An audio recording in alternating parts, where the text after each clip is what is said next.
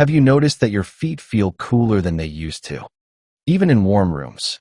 Perhaps your legs feel heavier at the end of the day. Or a familiar walk now produces an ache that was not there a few years ago. These sensations are easy to dismiss as normal aging. And in one sense they are. But there is something worth understanding about what the body is actually communicating through these signals. They are not random. They are not simply discomfort to be tolerated. They are information about a system that has been working silently for decades and is now showing the accumulated effects of time. What most people do not realize is that the health of this system, the vast network of vessels carrying blood through the body, follows patterns that have been observed across populations for generations. And those patterns reveal something surprising about what supports good circulation in later years and what does not. You are listening to the Longevity Library, where we archive the wisdom of healthy aging. The circulation of life. Understanding how blood vessels age and what supports their health. There is a question worth considering as the years accumulate. It has nothing to do with how many candles appear on a birthday cake or what the calendar says. The question is simpler and more practical. How easily does blood move through the body? This is not a question most people ask themselves. It is easy to take the circulatory system for granted when it functions well. The heart beats, blood flows, and the body receives what it needs without any conscious effort. But there comes a point in life when the silence of that system is replaced by small signals. Feet feel cooler than they once did. Legs feel heavier at the end of the day. Walking the same distance that was once effortless now produces an ache that was not there before. These signals are easy to dismiss as normal aging. And in one sense they are. But understanding why they occur, and what the body is actually communicating through them, opens a door to a different way of thinking about health after midlife. The circulatory system is not simply a set of pipes that either work or fail. It is a living, responsive network that changes over time in response to how it is used and what it is given. The vessels that carry blood are not passive tubes. They are dynamic tissues that produce signals, adjust their diameter, repair damage, and communicate with every organ in the body. When circulation becomes less efficient, it is not merely an inconvenience. It is a sign that this living network is struggling to do its job. What follows is an exploration of what happens to blood vessels over time. Why some people maintain good circulation well into later years while others do not. And what patterns of living have been observed to support vascular health across populations. This is not a prescription or a set of commands. It is an invitation to understand the body more deeply and to consider what small, consistent choices might mean over the course of decades. The architecture of flow. To understand why circulation changes with age, it helps to first appreciate what healthy circulation looks like. The heart pumps blood outward through a network of arteries that grow progressively smaller as they reach deeper into the tissues. These arteries are built to handle high pressure. Their walls are thick and muscular, capable of expanding and contracting in response to the body's changing demands. When more blood is needed in the legs during walking, the arteries supplying those legs should dilate, widening to allow greater flow. When the body is at rest, they should maintain a steady baseline. After blood has delivered oxygen and nutrients to the tissues, it must return to the heart. This is the job of the veins, which operate under much lower pressure. The veins rely on a series of one-way valves and the contraction of surrounding muscles to push blood upward against gravity. When leg muscles contract during walking, they squeeze the veins and propel blood toward the heart. The valves then close to prevent it from flowing backward. This system works remarkably well for decades. But over time, two distinct processes begin to change it. The arteries gradually become stiffer. The smooth muscle and elastic fibers that once allowed them to expand and contract become less responsive. Plaques composed of various substances may accumulate along the inner walls, further narrowing the space through which blood can flow. This is not a sudden event, but a slow, progressive change that occurs over many years. The veins undergo their own transformation. The valves that once closed tightly begin to leak. Some blood that should move upward instead falls back down, pooling in the lower legs. The veins themselves stretch under this increased pressure, becoming more prominent and less efficient at moving blood. These changes do not happen to everyone at the same rate or to the same degree. They are influenced by many factors, some of which are beyond individual control. But research has identified patterns of living that are consistently associated with better vascular health across populations. Understanding these patterns offers a way of thinking about aging that is neither fearful nor passive. It suggests that the body responds to how it is treated, and that small daily choices accumulate into meaningful differences over time. The signals the body sends. The early signs of changing circulation are easy to miss or misinterpret. Feet that feel cold even in warm environments are often attributed to being just the way I am. Legs that feel heavy or swollen by evening are dismissed as the natural result of being on one's feet. Aching in the calves during walking is accepted as an inevitable part of getting older. Each of these sensations, however, represents a specific physiological reality. Cold feet mean that less warm blood is reaching the extremities. The body, when faced with limited resources, prioritizes the core organs over the feet. If the arteries supplying the legs are narrowed or stiff, less blood makes the journey all the way down. The feet receive what is left, which may not be enough to maintain normal temperature. Heavy legs and swelling indicate that fluid is accumulating where it should not be. When veins leak or valves fail, blood pools in the lower legs. The pressure within these vessels increases, and fluid is pushed out into the surrounding tissues. This is why ankles and calves may appear larger at the end of the day.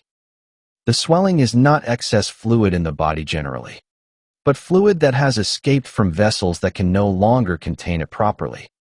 Aching during walking, particularly if it resolves quickly with rest, points to muscles that are not receiving enough blood to meet the demands of activity. When muscles work, they require more oxygen. If the arteries cannot dilate sufficiently to deliver that oxygen, the muscles send pain signals. This pain is not damage. It is communication. The muscles are saying that they need more than the vessels can provide. These signals are worth paying attention to, not because they represent immediate danger, but because they offer information. The body is communicating its current state. Listening to that communication and understanding what it means creates an opportunity to respond in ways that support better function over time. The question of inflammation. One of the most consistent observations in research on aging and circulation involves a word that appears frequently in scientific literature but is often misunderstood: inflammation. In common usage, this word brings to mind the redness and swelling of an injury or infection. But there is another form of inflammation that operates at a much lower level and persists over long periods. This chronic, low-grade inflammation is different from the acute inflammation that helps the body heal. It does not produce obvious symptoms. It does not announce itself with pain or heat. Instead, it simmers beneath the surface, gradually affecting tissues throughout the body. Blood vessels are particularly vulnerable. The inner lining of arteries, a thin layer of cells called the endothelium, is normally smooth and non-reactive. It produces signals that keep blood flowing smoothly and prevent inappropriate clotting. But when inflammation is present, this lining becomes activated. It begins to attract immune cells. It becomes stickier, allowing various substances to adhere to its surface. Over time, this process contributes to the formation of plaques and the stiffening of arterial walls. Researchers have observed that certain patterns of living are associated with lower levels of this chronic inflammation. Diets built around whole foods rather than processed products, regular physical activity, adequate sleep, and effective stress management all correlate with lower inflammatory markers in the blood. This does not mean that inflammation can be eliminated entirely. It is a natural part of aging and metabolism. But the degree of inflammation and the speed at which it affects vessels appears to be modifiable. This is where population observations become valuable. Groups of people who maintain traditional ways of eating and living, particularly in regions known for high rates of healthy aging, tend to show lower levels of vascular inflammation and better circulation in later years. Their diets are not designed by nutritionists. They are simply the foods that have been eaten for generations. Their activity is not performed in gyms. It is woven into daily life. These observations suggest that the conditions supporting vascular health are not exotic or difficult to access. They are patterns that humans have followed for most of history. The first pattern: foods that come from the ground. When researchers examine the diets of populations with low rates of vascular disease, certain commonalities emerge. One of the most consistent is the prominence of foods that grow from the ground and are consumed close to their natural state. Vegetables, fruits, legumes, and tubers appear across these dietary patterns in various forms. They are not necessarily eaten raw. They are often cooked simply, with minimal processing. What matters is that they provide compounds that plants produce for their own protection, compounds that also appear to support human vascular health. Plants face constant threats from ultraviolet radiation, pests, and oxidative stress. To survive, they produce a vast array of molecules that neutralize these threats. When humans eat these plants, many of these molecules enter the bloodstream and interact with human tissues. The effect is not dramatic after a single meal, but over years of regular consumption. These compounds accumulate in tissues and influence how cells function. Certain plant compounds have been studied extensively for their effects on blood vessels. Molecules called flavonoids, which give berries their deep colors, have been observed in multiple studies to be associated with better arterial function. People who consume berries regularly tend to show greater flexibility in their arteries and less leakage from capillaries. The swelling that results from fluid escaping vessels is less pronounced in those with higher flavonoid intake. Another group of compounds, found abundantly in leafy greens and certain root vegetables, provides the raw material for a signaling molecule that vessels use to relax and widen. This molecule, nitric oxide, is produced by the endothelium and causes the smooth muscle in arterial walls to relax. When this system functions well, arteries can dilate appropriately when more blood is needed. When it functions poorly, arteries remain constricted and flow is limited. Foods rich in the precursors to nitric oxide include beets, spinach, arugula, and other leafy greens. Traditional diets often included these foods daily, not as a health intervention, but as ordinary sustenance. The effect was not that people consciously ate for their arteries. They simply ate what was available, and their arteries benefited over a lifetime. The second pattern: foods that come from water. Another consistent observation across populations with good vascular health involves the consumption of foods from water. Fish, particularly those from cold waters, appear in the diets of many groups with low rates of circulatory problems. The relevant component in these fish is not protein, which is abundant in many foods, but a specific type of fat. The fats in cold water fish are structured differently from the fats in land animals or most plants. They are longer and more unsaturated, and they become incorporated into cell membranes throughout the body, including the membranes of cells lining blood vessels. Once embedded in these membranes, These fats influence how cells respond to inflammatory signals. They serve as precursors to molecules that actively resolve inflammation rather than simply blocking it. This is a subtle but important distinction. The body has systems for turning off inflammatory responses and cleaning up the debris they leave behind.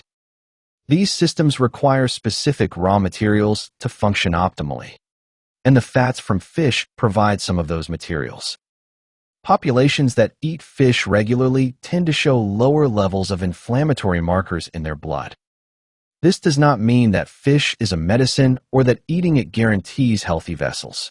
It means that across large groups of people, those who include fish in their regular diet tend to have better vascular outcomes than those who do not.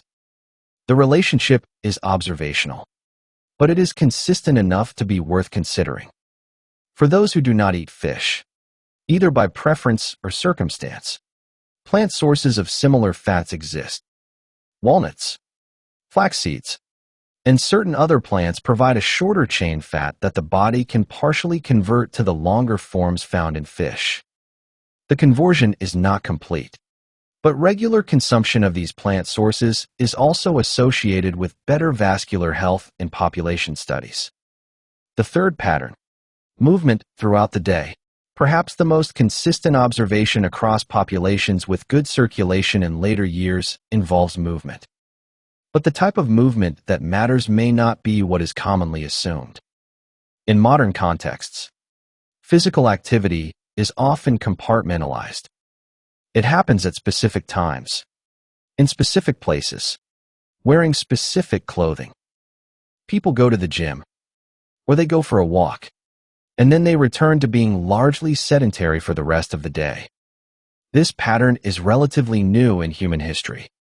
For most of human existence, movement was not separate from life.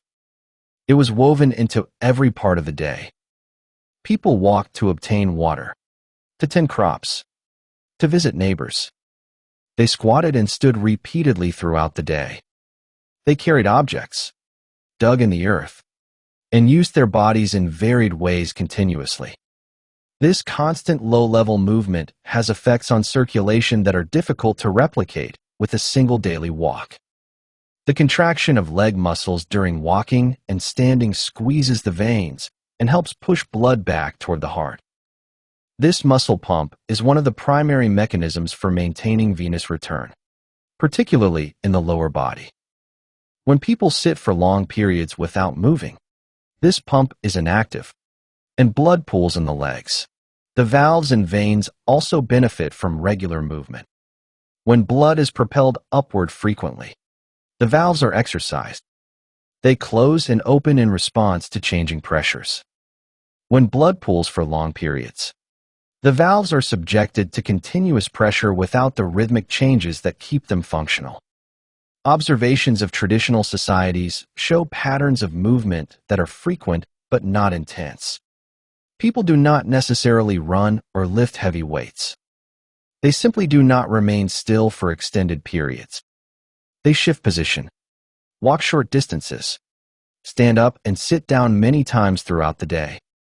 This constant variation in position and pressure appears to support vascular health in ways that structured exercise alone may not fully replace. This is not to suggest that intentional exercise has no value. It clearly does. But the pattern of movement throughout the day, independent of any dedicated exercise session, may be equally important. The body adapted over millions of years to nearly continuous low-level movement. The modern pattern of prolonged sitting punctuated by brief exercise is a radical departure from that history. The fourth pattern, rest and recovery. If movement is one side of a coin, rest is the other. Observations of healthy populations show that they do not simply move more. They also rest differently. Sleep is the most obvious form of rest, and its relationship to vascular health has been studied extensively. Short sleep duration and poor sleep quality are both associated with higher levels of inflammatory markers and greater arterial stiffness. The reasons are not fully understood, but several mechanisms have been proposed. During sleep, blood pressure normally drops. This nocturnal dipping gives the cardiovascular system a period of reduced workload. When sleep is disrupted or insufficient, this dipping may not occur, and vessels are subjected to continuous pressure. Sleep also appears to be a time when the body clears metabolic waste products and performs maintenance on various systems, including the vascular system. But rest is not only sleep. The rhythm of activity and rest throughout the day also matters. In many traditional societies, periods of intense activity are followed by periods of genuine rest, not merely a switch to different activity. People sit quietly. They talk without doing anything else. They allow their bodies to be still. This pattern is different from the modern experience of constant stimulation. Even when modern people are not physically active, they are often mentally active, engaging with screens, processing information, and maintaining a state of low-grade alertness. This continuous mental activation has physiological effects. Stress hormones remain elevated. Muscle tone does not fully relax.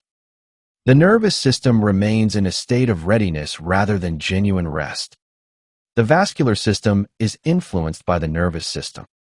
Blood vessels are lined with nerves that signal them to constrict or dilate. When the nervous system is chronically activated in a fight-or-flight pattern, vessels remain somewhat constricted. Blood pressure stays higher. The heart works harder. Over years, this pattern contributes to the changes that occur with aging. Observations of populations with low rates of vascular disease often show people who know how to genuinely rest. They have periods of the day when they are not doing anything in particular. They have social connections that provide comfort rather than stress. They have cultural practices that encourage relaxation. These patterns may be as important to vascular health as any dietary choice. The fifth pattern, social connection. One of the most surprising observations in research on healthy aging involves social connection. People who remain socially engaged in later years tend to have better health outcomes across many measures, including vascular health. The relationship is strong enough that social isolation is now considered a significant risk factor for poor health, comparable in some analyses to smoking or obesity. The mechanisms linking social connection to vascular health are not fully understood, but several possibilities exist. Social engagement tends to reduce stress and provide emotional support, which may lower the chronic activation of stress responses. People with strong social ties are more likely to be physically active, as they walk and move with others. They may also eat more regularly and have more varied diets when eating with others rather than alone. There may also be direct physiological effects. Some research suggests that positive social interactions trigger the release of hormones and neurotransmitters that promote relaxation and reduce inflammation. The touch of a trusted person, the sound of a familiar voice, the experience of being understood, these experiences have biological consequences. Observations of populations with exceptional longevity often highlight the role of community. People in these populations are not isolated. They remain integrated into social networks throughout their lives. They have roles and purposes that involve others. They are not simply kept alive by good genes or good food. They are sustained by relationships. For vascular health specifically, the stress-reducing effects of social connection may be particularly important. Chronic stress elevates blood pressure, promotes inflammation, and contributes to the stiffening of arteries. Social connection buffers these effects. It provides a counterbalance to the inevitable stresses of life. Over decades, this buffering may significantly influence how blood vessels age. The integration of patterns. These patterns, food from the ground, food from water, movement throughout the day, genuine rest, and social connection, are not separate interventions. They are aspects of a way of living that humans followed for most of their existence. They are not exotic or difficult to access. They are simple, ordinary, and available to nearly everyone. What makes them powerful is not any single element, but their combination and consistency. Eating vegetables occasionally does not produce the same effect as eating them daily. Walking once a week does not replace moving throughout every day. The body responds to what it experiences regularly. Small choices, repeated thousands of times over years, accumulate into the conditions that either support or undermine vascular health. This is a different way of thinking about aging than the search for a single powerful intervention. There is no food that will reverse decades of accumulated changes. There is no exercise that will compensate for a pattern of living that otherwise stresses the vascular system. But there is also no single mistake that condemns anyone to poor circulation. The body is resilient. It responds to change.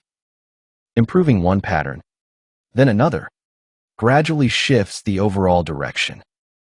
The signals the body sends, cool feet, heavy legs, aching during walking, are not verdicts. They are information. They indicate that the current balance of factors is producing certain results. Changing those factors can change the results. Not instantly, not completely, but meaningfully over time. The question of time. Aging is not a disease to be cured. It is a biological process that affects every system, including the circulatory system. Blood vessels will change over time regardless of how well they are treated. They will become stiffer. They will accumulate some degree of plaque. Their valves will become less efficient. This is normal. This is what aging looks like. But the rate at which these changes occur, and the degree to which they affect daily life, varies enormously between individuals. Some people in their 80s maintain circulation that supports walking, gardening, and traveling. Others in their 60s experience significant limitations. The difference is not explained entirely by genetics. It is explained largely by how the body has been used and what it has been given over decades. This is the practical meaning of the patterns described here. They do not promise to stop aging or to prevent all changes. They promise something more modest and more realistic. The possibility of aging in a way that preserves function and comfort for as long as possible. The goal is not to live forever. It is to live well, with legs that carry where one wants to go and feet that remain warm enough to be comfortable. This goal is achievable for most people. It does not require perfection. It does not require giving up all foods that are pleasurable or becoming a different person. It requires only a general direction, a tendency over time toward patterns that support vascular health rather than undermining it. Small shifts, consistently applied, produce different trajectories. The body's intelligence. There is a tendency in modern thinking to view the body as a machine that eventually wears out. This metaphor has some usefulness, but it misses something essential. The body is not a passive machine. It is a living system that constantly adapts to how it is treated. When a person walks regularly, the arteries supplying the leg muscles gradually become more responsive. They learn to dilate more efficiently. The muscles themselves develop more capillaries, increasing the density of the network that delivers blood. This is not maintenance. This is adaptation. The body is becoming better suited to the demands placed upon it. When a person eats foods rich in plant compounds, those compounds are incorporated into tissues and influence how cells function. They do not simply pass through. They become part of the ongoing conversation between what is consumed and how the body operates. When a person rests genuinely, the nervous system shifts from sympathetic dominance toward parasympathetic activity. Blood pressure drops. Vessels relax. The body enters a state of repair and recovery. The body is listening. It is responding. It is adapting continuously to the conditions it encounters. This is the deeper meaning of the patterns described here. They are not commands issued to a machine. They are conditions offered to a living system that will use them to shape its own development. Understanding this changes how one thinks about daily choices. Each meal, each walk, each period of rest is not just a moment. It is information the body will use. It is a signal about what conditions to expect and what adaptations to make.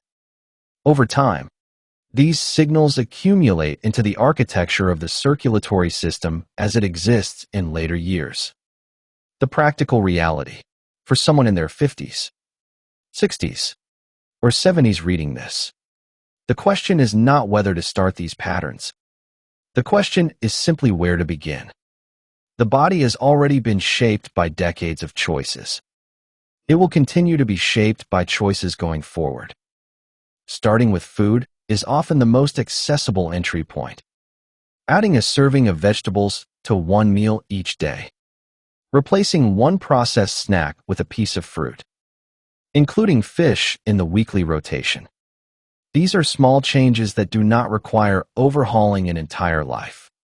They are simply additions. Small signals sent to the body that conditions are shifting.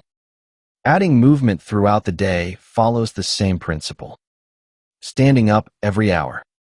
Walking to a neighbor's house instead of calling. Taking stairs when they are available. These are not workouts. They are simply variations in position and pressure that keep the vascular system engaged. Rest is equally accessible, but often more difficult for modern minds. Sitting without a screen. Allowing time to pass without accomplishing anything. Sleeping without an alarm when possible.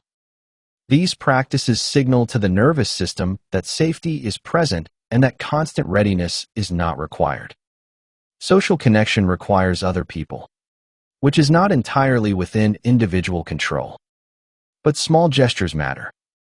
Reaching out to someone. Accepting an invitation. Joining a group that shares an interest. These actions create the conditions for connection to occur. None of this requires perfection. The body does not demand flawless execution. It responds to tendency, to direction, to the overall pattern rather than any single event. A day of poor eating followed by a return to better patterns does not undo weeks of good choices. A period of sedentary living followed by a return to movement does not cancel the benefits of previous activity. The body is forgiving. It responds to what is offered most of the time. The longer view, stepping back from the details. A broader picture emerges. The health of the circulatory system in later years is not determined by any single factor. It is the result of how a person has lived over decades. The foods chosen. The movement patterns maintained. The rest taken. The connections sustained. All of these weave together into the fabric of vascular health. This is both a sobering and an encouraging realization. It is sobering because it means there is no shortcut, no single intervention that will compensate for a pattern of living that stresses the system. It is encouraging because it means that every day offers opportunities to influence the trajectory. The choices made today will shape the body that exists years from now. The signals the body sends, cool feet, heavy legs, aching during walking, are worth attending to. They are not verdicts. They are information about current conditions. Responding to that information with small, consistent changes in the right direction shifts those conditions over time. The body will adapt to whatever is consistently offered. This is not a promise of perfect health or unlimited years. It is a recognition of how living systems work. They respond to conditions. They adapt to demands. They use what they are given to build whatever structure they can. Offering conditions that support vascular health increases the likelihood that the vessels will remain functional for as long as they are needed. The quiet continuity. There is something calming about viewing health this way. It removes the pressure to find the perfect diet or the ideal exercise program. It replaces the search for miracles with the practice of ordinary, sustainable patterns. It acknowledges that aging will happen and that the body will change. while also recognizing that the rate and nature of those changes are not fixed. The circulatory system has carried blood through the body for every moment of life. It has responded to every demand, adapted to every condition, and continued functioning through countless challenges. It deserves to be treated with respect, not through dramatic interventions, but through the quiet continuity of patterns that support its work. Feet that stay warm, legs that remain light, walking that continues without pain. These are not unreasonable hopes. They are the natural result of a life lived in a way that respects the needs of the vascular system. They are available to anyone willing to make small, consistent choices in the right direction over a long period. The body knows how to age well when given the right conditions. It has been doing so for as long as humans have existed. The patterns that support it are not new discoveries. They are ancient knowledge, confirmed by modern observation, available to anyone who chooses to live them. The rest is simply a matter of time and consistency. One day at a time, one choice at a time, one step at a time. The body is not a machine that simply wears out. It is a living system that responds to how it is treated, adapting continuously to the conditions it encounters. The single most important understanding to carry forward is this: the choices made today, repeated consistently over time, shape the body that exists years from now. If this exploration has sparked reflection, consider sharing what arose for you in the comments. What signals has your own body been sending? And how might you respond differently now?